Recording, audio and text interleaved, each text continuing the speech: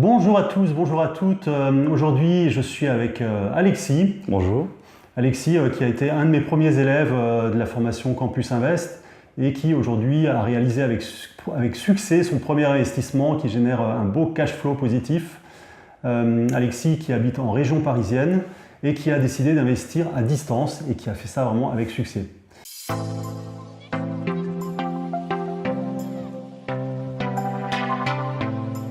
Donc aujourd'hui, dans l'interview, on va faire ça en plusieurs étapes. On va parler d'abord de ta formation, de la première partie où tu t'es formé. Tout à fait. Voilà. Ensuite, on verra la recherche du bien, comment tu as fait pour chercher ton bien, comment tu l'as, dans une troisième partie, comment tu l'as aménagé, et enfin, comment tu l'as mis en location et ce que tu en retires aujourd'hui. D'accord, bah parfait. On fait comme ça ? Ça marche. Ok. Alexis, peut-être je te laisse te présenter, quel âge as-tu, où habites-tu, et après on va passer sur la partie recherche et formation.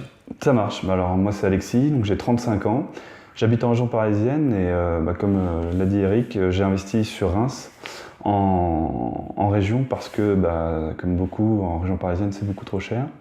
Et pourquoi je me suis lancé dans cette aventure, c'est parce que je voulais au début faire pour ma retraite, assurer mes vieux jours et avoir quelque chose, un capital. Alors je sais bien qu'avec un seul appartement c'est pas suffisant, mais il faut bien commencer par quelque chose et c'était aussi le but de ce premier appartement, c'est de commencer par quelque chose. Donc ça c'était ton idée de départ, au final ça a bien dépassé ton ambition puisque ça génère plus que uniquement une retraite. Tout à fait. Première question que je voudrais te poser, c'est comment tu as fait pour te former? Bon, moi je connais déjà un peu la réponse, mais si tu peux nous décrire ton parcours avec ta première étape, ta formation, la prise d'information. Alors c'est un projet que j'avais en tête depuis longtemps et au final je me suis dit qu'il fallait quand même se former pour pouvoir assurer le projet, puisqu'il y a quand même des risques importants, c'est pas sur d'autres activités, c'est moins gênant, mais vu les montants en jeu, il fallait vraiment se former. Et je cherchais un investissement, comme je disais, c'était pour la retraite, donc je voulais quelque chose de calme, de ne pas me prendre la tête, de quelque chose que je puisse avoir en toute quiétude. Et en regardant sur internet, parce que c'est la source de tout pour mes débuts en tout cas, j'ai découvert ton blog avec le locatif étudiant. C'est ça. Et ça correspond tout à fait à ce que je cherchais. Donc j'ai pris ta formation et j'ai pu commencer les différentes étapes et on a surtout pu pas mal communiquer aussi, ce qui m'a aidé à débuter. Donc voilà le début de la formation. J'avais déjà suivi d'autres formations avant, mais c'est vraiment celle-là qui m'a permis de me lancer. Ouais, je me souviens, tu avais beaucoup de questions à poser. Il y avait vraiment un bel échange. On a beaucoup échangé sur la façon de procéder, le type de bien à acheter. Je pense que j'avais besoin d'être rassuré, d'avoir quelqu'un qui l'a déjà fait. Et même si sur Internet c'est marqué quelque part, oui, on l'a fait, je l'ai fait, tu me l'as répété d'une certaine manière et tu m'as suivi dans... Tout à fait. Et puis bon, tu as appris aussi très vite. Puisque bon, il y a quand même des notions de base à connaître quand on investit au départ, et ça, tu les as très vite intégrées, et ça t'a permis de passer du coup à la deuxième étape avec confiance. Donc juste pour résumer cette première partie, en fait, donc Alexis, tu as commencé par te former en prenant une formation sur la formation Campus Invest, et donc ça t'a permis vraiment de construire tes bases, de voir ce que c'était que la négociation, ce que c'était que la recherche de biens. Oui. Ce que c'était aussi que l'état d'esprit général de l'investissement. Oui, comment se motiver, comment avancer sur les biens, enfin sur la recherche de biens. Parce que c'est pas évident tous les jours non plus. Il y a des hauts, des bas. Et donc au final, qu'est-ce que tu en as retiré de la formation ? Sur la formation, ça m'a permis de me convaincre déjà, dans un premier temps, que mon projet de location étudiante correspondait à mes critères par rapport à tout ce que tu as pu former. Je me sentais à chaque étape confirmé dans mon choix. Alors je dois dire que j'ai commencé la formation dès le début, mais j'ai pas commencé l'investissement tout de suite, donc j'ai pu voir un certain nombre d'étapes avant de commencer réellement ma recherche, mais j'avais besoin d'être rassuré, encore une fois, je pense que c'est le mot. Et donc voilà, donc j'ai pu avec la formation voir comment chercher le bien. Il y a eu des choses vraiment intéressantes avec des annonces pour pouvoir vérifier que le bien est viable au prix qu'il faut, à la zone où vérifier que la ville était bonne aussi, puisque j'arrive dans une ville que je ne connaissais pas. Alors, je sais que ce n'est pas un des conseils habituels, Mais là, j'étais obligé, moi, de trouver de la rentabilité. Après, tu as pu répondre aussi à pas mal de questions sur la recherche et comment se décider. Parce que quand on cherche sur Internet, on a toujours plein de biens, mais on dit mais quelle est la bonne affaire, etc. Et savoir que la bonne affaire, il faut la chercher. Elle n'est pas marquée bonne affaire sur le Bon Coin, par exemple. Et donc les critères et comment avancer dessus ont pu m'aider. C'est vrai qu'il y a beaucoup de pistes différentes que je donne pour chercher la bonne affaire avec différentes méthodes, différentes techniques, qui ne sont pas obligatoirement les façons de faire habituelles. C'est prendre le problème tout à l'envers, par exemple. C'était vraiment cette vision-là, de dire, faut pas partir de je prends au prix du marché et j'en fais quelque chose, c'est quel est le bon prix pour que je puisse avancer. Et ça m'a vraiment... c'est ce qui m'a fait vraiment le déclic, parce que j'ai pensé à d'autres choses, parce que je fais d'autres choses de mon côté en termes professionnels, et j'ai pu faire un rapprochement et me dire, ah bah oui, c'est comme ça, et puis j'ai pu avancer après. Mais en termes professionnels, Je travaille dans l'informatique. D'accord. Je travaille dans l'informatique. Donc en région parisienne. En région parisienne, voilà. D'accord, donc tu t'es formé, et puis en deuxième partie, tu as commencé à chercher ton bien. Est-ce que tu peux nous raconter cette recherche? Comment ça s'est passé? Alors la recherche, j'ai pris le Bon Coin, Se Loger. Alors j'ai eu un certain temps avant de trouver, parce qu'on cherche la bonne affaire, même si on doit regarder quel est le bon prix, c'est justement à combien on peut le louer, c'est pas toujours évident à savoir. Donc il y a non seulement la recherche de combien coûtent les biens à l'achat, mais aussi combien ils se louent. Et c'était peut-être d'ailleurs par là qu'on a commencé, et j'y aurais pas pensé forcément au début. Donc d'abord dans ce sens-là, pour ensuite après aller chercher le bien au bon prix. Puisque ça conditionne la rentabilité finale. Tout à fait. Il faut savoir où on va. Voilà. Donc j'ai cherché sur le Bon Coin et Se Loger principalement. Et je suis aussi allé, vu que je ne connaissais pas la ville et que je voulais quand même connaître la ville, j'ai pris quelques jours de congé où j'ai fait un tour complet de la ville. J'ai regardé, j'ai été en mairie, j'ai été voir les agences, je me suis présenté. C'était des journées très chargées, mais très riches en enseignements aussi, puisque ça m'a permis déjà de connaître des coins qu'il fallait éviter, connaître des coins où c'était vraiment intéressant. C'est qu'en échangeant avec les personnes, et il y a une facilité en échangeant de vive voix, en rencontrant les gens. Donc il faut prendre le temps d'aller à la rencontre. Et c'est ce que tu dis aussi de ton côté, et que ce soit aussi avec des concierges ou des choses comme ça, voir les gens et leur parler. On apprend beaucoup de choses en discutant comme ça.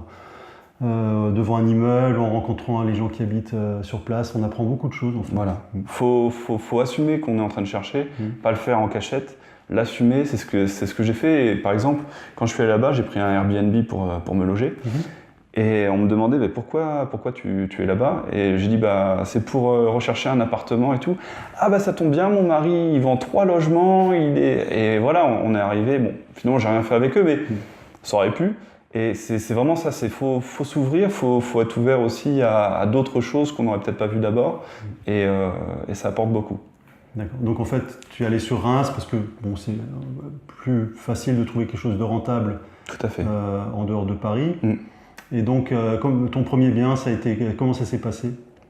Pour l'achat? Oui, pour l'achat. Alors, au bout d'un moment, on fait des visites, on trouve forcément des biens avec plus ou moins de travaux. Donc j'en cherchais un avec pas trop de travaux non plus, puisque je suis quand même à distance, encore une fois. Et je voulais avoir un bien qui corresponde à ce que moi j'aimerais bien fournir à mes enfants s'ils étaient étudiants. Et donc je voulais une chambre séparée avec une salle de vie, et c'est ce que j'ai pu trouver, proche du tramway. Pour la recherche vraiment de la situation du bien, j'ai pris une grande carte de Reims, j'ai regardé les distances entre les différentes gares, le tram, les bus, etc. Et repérer les campus. D'ailleurs, en discutant avec les gens, je me suis aperçu qu'il y avait un campus qui risquait d'être déplacé ailleurs, donc c'était plus intéressant d'aller investir de ce côté-là. Et donc, j'ai pu acheter un appartement qui était proposé 70 000 € pour un 30 mètres carrés, et on est descendu à 63 000 €.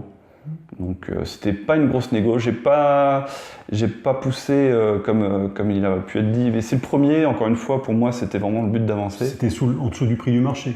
C'était en dessous du prix du marché, j'aurais préféré plus, mais oui, c'est déjà pas mal. Mais on prend le goût après, on a toujours envie de faire mieux à chaque bien derrière. Okay.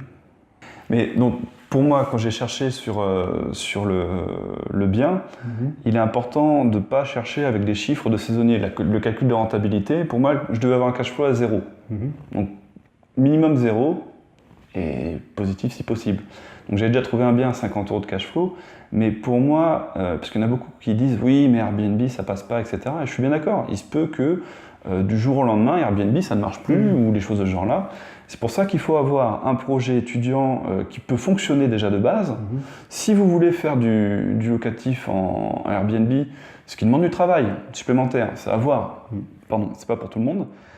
Pourquoi pas? Mais par contre, il faut toujours s'assurer qu'à la base, le logement étudiant, ou si vous voulez faire autrement, mais je pense que l'étudiant pour moi c'est la meilleure des choses, ils vont pas passer des lois qui vont interdire le logement étudiant, contrairement à Airbnb. Donc si vous avez un logement étudiant qui fonctionne, vous pouvez après en faire quelque chose de mieux. Vous pouvez même faire du saisonnier pendant la période d'été. Voilà, c'est ce que je préfère faire. C'est ce que je préfère faire, c'est voilà. que je fais des baux de 9 mois, enfin sur certains appartements je fais des baux de 9 mois et pendant l'été je les mets en saisonnier. C'est ce que j'appelle le meublé plus. Oui, ça permet de doper sa rentabilité. Donc ça, c'est vraiment, vous pouvez jongler. Et c'est ça l'avantage aussi du bail de 9 mois, justement, en étudiant. Ce qui n'est vraiment pas le cas avec une location classique. Donc non, moi j'apprécie beaucoup. Et on se retrouve encore une fois avec un apprentissage progressif. C'est ce que Eric n'a cessé de me dire. On y va petit à petit. Il ne faut pas essayer de vouloir exploser tout d'un coup parce qu'au final, on est en train d'apprendre. Et j'ai pu, grâce à ça, apprendre. Et Eric, la solution où il parle de dire, tiens, on prend un logement étudiant et on s'essaye à la location saisonnière juste pendant les mois d'été. Dans tous les cas, vos mois d'été, ils auraient été creux. Donc, vous l'utilisez, vous voyez si c'est pour vous ou pas. Parce que c'est quand même un monde différent. Tout à fait.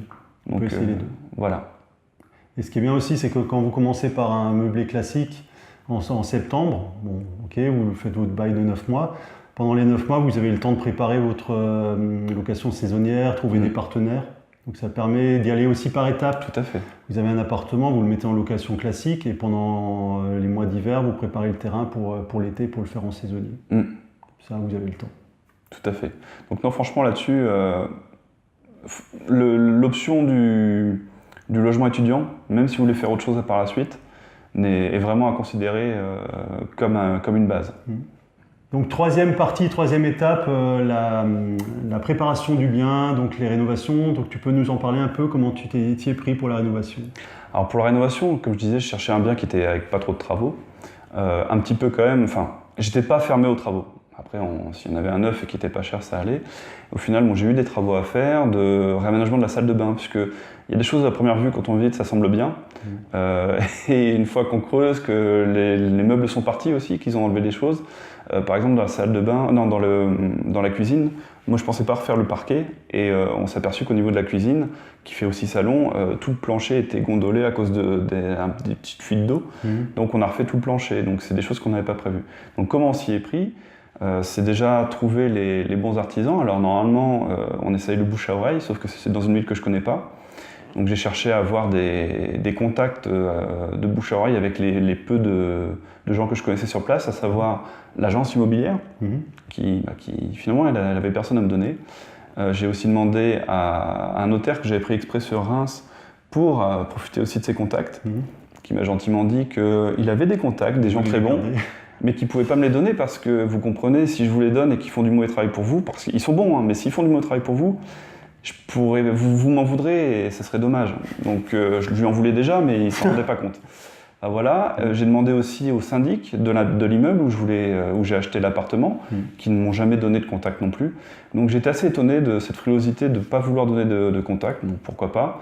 Donc j'ai dû finalement passer par Internet, chercher sur Internet, et au final ça s'est fait. Donc j'ai cherché sur Internet des artisans, comparé avec différents devis. Il y a des gens aussi, quand on les rencontre tout de suite, on s'aperçoit qu'on ne ressent pas quelque chose de bien, qu'ils n'ont pas l'air sérieux. Il y en a d'autres qui sont beaucoup plus sérieux, il y a différents prix. Et au final, parce que je devais gérer à distance, je suis passé par une architecte d'intérieur, qui a fait le projet de réaménager l'appartement, donc le projet en tant que tel, la conception, et ensuite le suivi du chantier. Et c'est elle qui a pu trouver avec moi des artisans. Bon, c'est vrai que c'est plus simple à distance de le faire comme ça. Après, ça coûte un peu plus cher. Voilà. Des fois, il y a des petits dépassements aussi. Dans tous les cas. Il faut toujours prévoir une marge en fait quand on fait ça, parce que même quand on fait les travaux soi-même d'ailleurs, il faut toujours prévoir une marge de sécurité pour au cas où quand même rester toujours dans ses objectifs en termes de rentabilité ou de cash flow.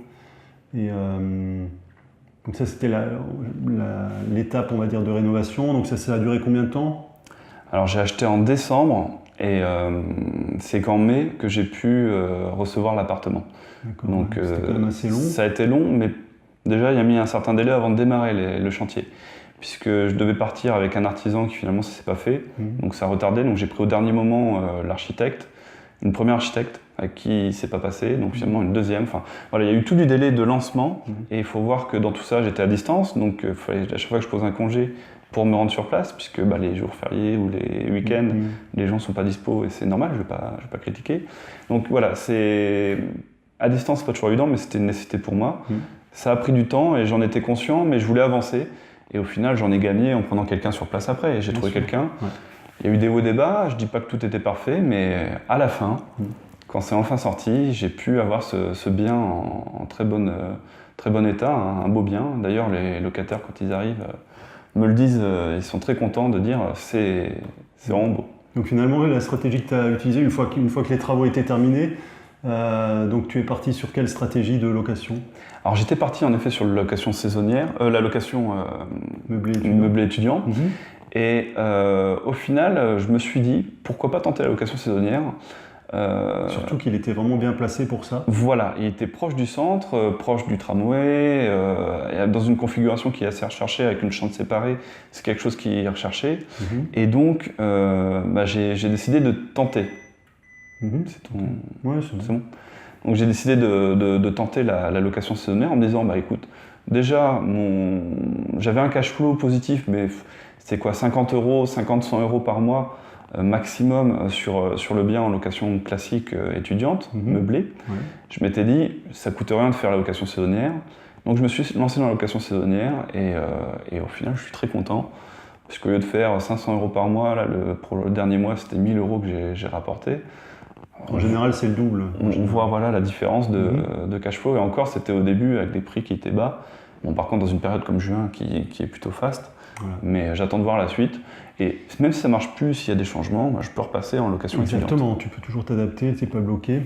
Alors ce qui est bien aussi, c'est que ton appartement il est rempli. Oui. C'est-à-dire que ça se loue dès le premier mois, ça a tout de suite bien marché. Impressionnant, j'étais vraiment étonné et positivement étonné. Et puis ce qui est bien aussi, c'est que tu as complètement automatisé les choses en donnant l'appartement à une personne qui s'occupe de la gestion, de tout ce qui est entrée, sortie des lieux, ménage. Donc là, en fait, toi, tu es chez toi et les loyers tombent. Donc ça, c'était le but en fait. Tout à fait. Et aujourd'hui, c'est vrai que tu as travaillé, ça a mis 4-5 mois de travail. C'était de l'investissement en temps aussi. Tout à fait. Mais aujourd'hui, on peut dire que la mission est accomplie. Oui, mission accomplie. Je suis joyeux parce que je reçois régulièrement un SMS, tiens, des nouvelles réservations ou vous avez quelqu'un qui vous laisse un commentaire. Dès le premier mois, par exemple, dès la première, la première vérification, parce que je suis sur Airbnb, et Airbnb fait des contrôles réguliers, et dès le premier contrôle, je suis passé super hot. Donc c'est des commentaires à 5 étoiles. J'ai que des commentaires à 5 étoiles pour l'instant. Donc ça va arriver, j'aurai sûrement d'autres. J'ai pas eu encore de vrais problèmes, tout se passe bien. Et c'est une vraie fierté aussi d'apporter ça. Exactement, et donc là tu as trouvé un bon partenaire qui t'aide vraiment pour mettre le bien en location et s'en occuper. Donc ça c'est aussi, ça vaut de l'or en fait. Parce que tu construis ton équipe, peut-être si tu en fais un deuxième, la personne pourra aussi t'aider. Tout à fait. Donc tu es en train de placer tes pions, de construire en fait ton patrimoine. Oui. Quand j'ai commencé sur Reims, je savais que c'était pénible, mais qu'il y avait un prix d'entrée. C'est-à-dire je ne connais pas la ville, donc je dois connaître la ville, je dois connaître les bons artisans, les bonnes personnes pour m'aider à la logistique. Maintenant j'ai déjà un certain nombre de personnes, elle n'est pas parfaite, encore pour les travaux je peux faire mieux, mais c'est comme ça, on est tout le temps en train de s'améliorer. Et le but était dès le début de vouloir en faire plus si le premier fonctionnait. Le premier fonctionne, donc je vais continuer. Et je tiens à remercier vraiment Eric parce que c'est lui qui m'a permis d'avoir le déclic. On a pu pas mal discuter et j'ai pu me lancer grâce à ça. Tout à fait, merci Alexis. En tout cas, tu as été un excellent élève de la formation. Merci. Et pour conclure, donc au départ, tu étais parti plutôt pour préparer ta retraite. Aujourd'hui, tu as un revenu alternatif en même temps que tu capitalises. Tout à fait. Tu fais combien de cash flow à peu près sur ce bien? Alors, je fais alors, c'est très, très nouveau, donc je vais parler avec les chiffres de 1000 € qu'on a eu par exemple pour le mois de juin. J'ai un seuil d'équilibre à 450 €. Donc là, j'ai 550 € sur ce mois-ci. Voilà. Je pense que ça va, vu que c'est juin, ça va peut-être baisser, mais dans tous les cas, je ne devrais pas descendre en dessous de 300 € par mois, je pense, de cash flow. Donc 550 € de cash flow sur les premiers mois, à mon avis, ça va plutôt augmenter. Mais je suis toujours un peu pessimiste dans mes prévisions, mais d'ailleurs, vaut mieux. Il vaut mieux. Mais si c'est mieux, je suis preneur. C'est un super départ, en tout cas. Félicitations, Alexis, pour ce premier investissement. J'espère qu'on en reparlera de la suite. Je sais que tu es motivé pour continuer. Carrément. Et donc, on reste en contact. Parfait. Merci, Eric. Merci, à très bientôt. Merci. Salut. Ciao.